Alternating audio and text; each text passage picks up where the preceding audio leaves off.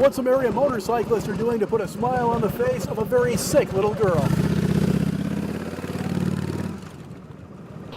Well, Kyle Thompson says he just wants to turn his passion into a business, but he says the city is standing in his way. An Iowa woman sentenced to life behind bars without parole when she was just 15 years old has died. Tonight, her former cellmate talks about the lessons we can all learn from her life. Some local teens may have been exposed to chemicals while detasseling corn, why their bus driver is so nervous about it, and why the big company that hired them isn't. J.D. Mitchell of Rose Hill is furious that his city council approved a resolution to put the community's only school bus stop right across the street from a Tier 3 sex offender. Iowa's had all kinds of issues with sex offenders lately, but yet Rose Hill wants to put a bus stop right across the street from me. The plan is to put the bus stop here, just feet away from the home of 40-year-old Joey Keene, who was convicted in 1996 of sexually abusing a child.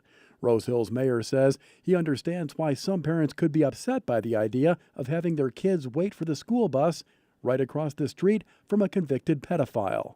Oh, I can see where they would be, yeah. Mine are growed up and gone, so like I say, it's not affecting me none. Besides, the mayor says this is no big deal. Oh, he's not like he's did nothing major, and I really don't know what he did to put a judgment against him. You know, sometimes they get that just for dumb little things. This woman doesn't think it's a dumb little thing. We're shielding her identity because Keene was convicted of raping her daughter.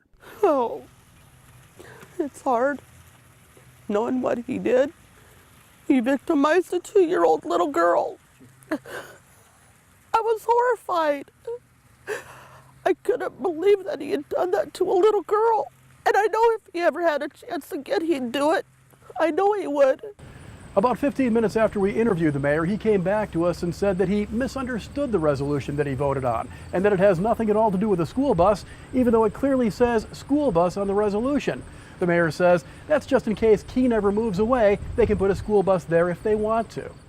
But again, that's not what the resolution says. There is no logic to it. I mean, it's a simple case of not really caring. You know, you're not thinking about the kids.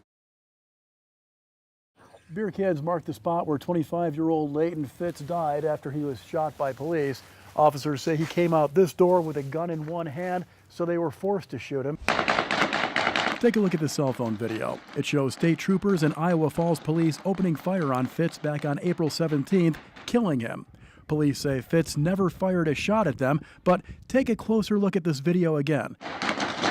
You can see rounds hitting near the officer's feet, and this video shows where rounds struck the building behind state troopers. If Fitz didn't fire any rounds and there weren't any other shooters, what you're seeing in this video is cops shooting at cops, missing each other by, in some cases, just inches. Andrew Bonine shot the cell phone video and saw Fitz get gunned down. He was like this because I know he threw his cell phone at the police, and he had his hands in like this, and he was digging for something, I think, and the police said, pull your hands out, so he goes like this. And his hands get up right about here, and then they start shooting him. According to the Attorney General's office, there were 3 officers positioned near this pickup truck, 6 across the street from Fitz, and another 4 behind the home, and witnesses say on the stairs between the home and the garage. So when police opened fire, they were essentially shooting at each other, with Fitz caught in the middle. Well, you could have cops shooting other cops.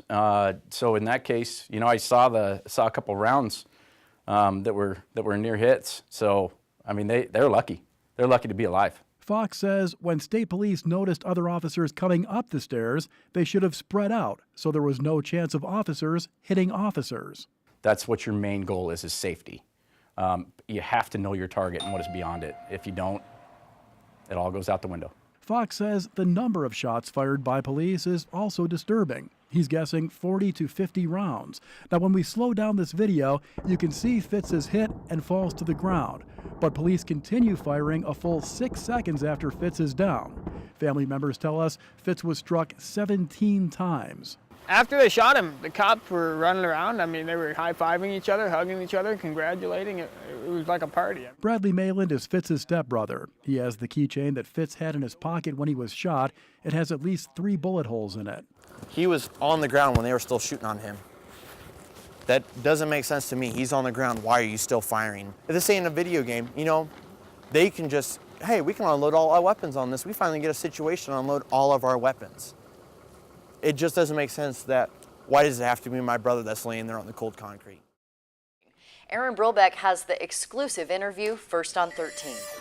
It still has the buckshot all in there. Valerie Longstreth thought it would be the last night of her life. The night she answered her door to find her soon-to-be ex-husband, Randy, standing there with a shotgun. So I opened the door a little bit, and I seen him standing there with the gun, so I shut the door real quick and locked it, and I moved over a little bit, and that's when the first gunshot went through the door. And my son was in his bedroom. Valerie tells us one after another, Randy fired 4 shots, here, here, here, and over here, to try to wipe out the locks before he kicked in the door. Valerie grabbed her phone to call 911 and ran to get her 14-year-old son. Time we got to the back room and got down on the ground, he was already in the house. And that's when he started firing and ordered us to come out of the bedroom and sit on the couch. For 2 hours, Randy held Valerie and her son Nathan at gunpoint, talking with her. And that he wanted me back and that he loved me, put a shotgun to my head and told me he loved me. And he held my son at gunpoint, at a 14-year-old. Something changes your life when you see your son with a gun in his stomach. At one point, Valerie says Randy ordered her son to go outside to his car and get more shotgun shells, that he was going to kill all 3 of them.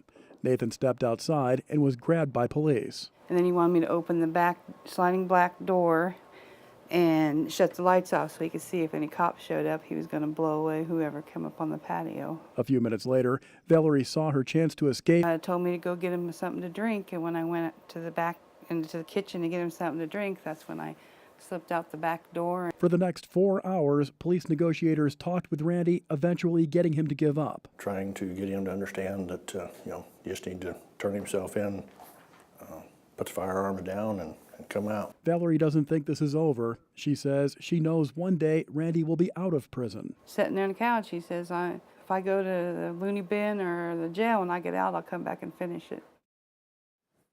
Take a look at this. This is security video taken inside Blakesburg City Hall, showing Police Chief Bob Lewis pointing a gun toward a city councilman. Look again. Another city council member touches the chief's arm while he is leaning on the window. Then he draws his gun and points it toward a city councilman who is behind a thin door. Oh, yeah. I mean, it was stupid. Whether he knew somebody was on the other side of the door, I mean, I feel that he probably did. It was done in bad taste. It may have been supposed to be a joke, but somebody who is in a position of authority, and it's something that never ever should have been done. Now, the police chief did not respond to our request for a comment, but he tells city council he was just testing out his holster to see how fast he could draw his gun if he had to. It just doesn't seem to me that that's what you would do. He could have done it anyplace else, but you don't point it at someone. And that's not all. The security video was taped back in April, but Chief Lewis was reprimanded about it during this week's city council meeting. So he drew his loaded weapon again during the crowded meeting to show city council a round was not chambered. He took the clip out and laid it on the bench there, which I appreciate him doing that, but there were some people that were really concerned about that. Should it have been done? Probably that wasn't the best thing to do. The mayor says Chief Lewis should be punished. He's just not sure how yet. I don't want to ruin a person's career. I just don't know. It's just so tricky. And I consider Bob a friend, but at the same time, I got to look out for the community. You'd have a hard time finding any homes here in Adair that weren't impacted by the storm. Everything from windows smashed out and holes in aluminum siding from baseball-sized hail to damaged roofs, fallen power lines, and downed tree limbs. Just outside of town, the damage is even worse. Acres and acres of crops are just leveled. 7-year-old Aaliyah Plagman was riding in the backseat of her babysitter's car when the storm hit, smashing the windshield with huge hailstones. I thought it was gonna come through and hit me. It was like being in a 3D movie. The pair pulled over, ducked down, and waited out the storm. I was sitting down with my back like this, and I covered my ears because it was so loud. Chuck Huff heard it too. He says it sounded like a machine gun as heavy hailstones pounded his home, punching hundreds of holes in the siding and blowing out windows. It came and it just started peppering the house and the roof, and it shot through the windows at such velocity that it didn't even move the blinds. It just shot right through them. The water came through, and we literally had a small creek running through the back probably 2.5 feet high water rapids running down, and the ice is still just, you know, collected there. Even 2 hours after the storm, these hailstones are still huge, many of them the size of a quarter or even bigger. The homeowner tells us they were much bigger than this when the storm first hit. In all, the storm only lasted about half an hour, but the damage left in its wake will take days, maybe weeks, to clean up. If you've never been in a situation, you think, oh, that's terrible, and then when you go through it, you really feel it. In Adair, Aaron Brilbeck, Channel 13 News.